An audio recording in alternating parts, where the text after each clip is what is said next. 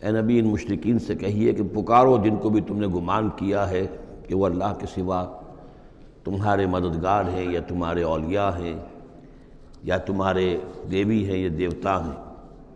لا یملکون مثقال ذرۃ فی السماوات ولا فی الارض، انہیں کوئی اختیار حاصل نہیں ہے ایک ذرے کے ہم وزن بھی، نہ آسمانوں میں نہ زمین میں۔ ما لہم فیہما من شرک، ان کا کوئی شرک جو ہے، ان کا کوئی ساجھا نہیں ہے، کوئی شریکہ نہیں ہے زمین اور آسمان کے معاملے میں اللہ کے ساتھ۔ وما لہ منہم من ظہیر، اور نہیں ہے ان میں سے کوئی بھی اللہ کا مددگار۔ یہ ایک دوسری شکل ہے کہ اللہ تعالیٰ کے بارے میں ایک گمان تو یہ تھا کہ اس کے کچھ پیارے اور لاڈلے ایسے ہیں کہ جن کی بات وہ نہیں ٹال سکتا، چاہے وہ بیٹیاں ہیں، انہوں نے فرشتوں کو اللہ کی بیٹیاں قرار دیا، یا یہ کہ اور اولیاء اللہ ہیں یا اور ہیں بزرگ ہستیاں ہیں، تو ان کی سفارش سے ہم بچ جائیں گے۔ اور دوسرا ایک تصور یہ بھی رہا ہے اس مشرکانہ پورے اوہام کے سلسلے میں کہ ایک اللہ تو ہے بہت بڑا اللہ، وہ تو سب کے قابو یافتہ ہے، سب سے اوپر ہے، اس کائنات کا خالق مالک تو وہی ہے، لیکن اس نے چھوٹے اپنے نائبین رکھے ہوئے ہیں۔ یعنی یہ جو ان کا ذہن تھا کہ آخر ایک چھوٹی سی مملکت بھی ہوتی ہے تو بادشاہ کے کچھ ایسے منصبدار بھی تو ہوتے ہیں، کوئی سپہ سالار بہت بڑا ہے، فوجی لیڈر ہے، تو اس کے چھوٹے چھوٹے اس کے جو اور آفیسرز ہیں اور جو اس کے جو بھی سالار ہیں،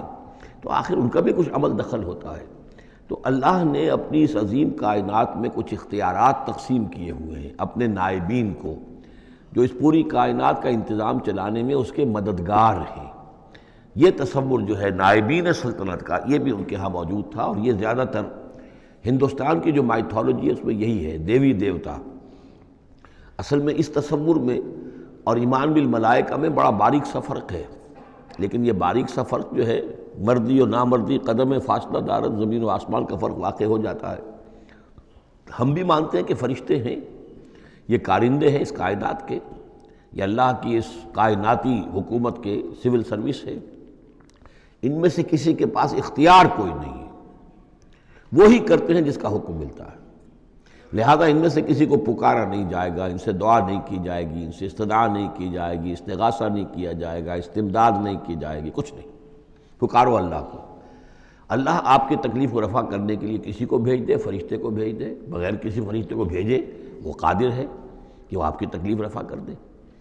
ان لوگوں نے یہ سمجھا کہ ان کو جب اللہ نے بنا رکھا، یہ ملائکہ کا ایمان جو ہے بگڑ کر یہ شکل اختیار کر گیا کہ جب اللہ نے ان کے ذمے بڑے بڑے کام لگا رکھے ہیں تو یقیناً کچھ اختیارات بھی دیے ہیں، اور پھر ان کا ساجھا ہے، انتظام کے اندر وہ شریک ہیں، اس کی نفی ہو رہی ہے۔ وَمَا لَهُمْ فِيهِمَا مِنْ شِرْكٍ وَمَا لَهُ مِنْهُمْ مِنْ ظَهِيرٍ، ان میں سے کوئی بھی ایسا نہیں ہے کہ جو اس کا مددگار ہو۔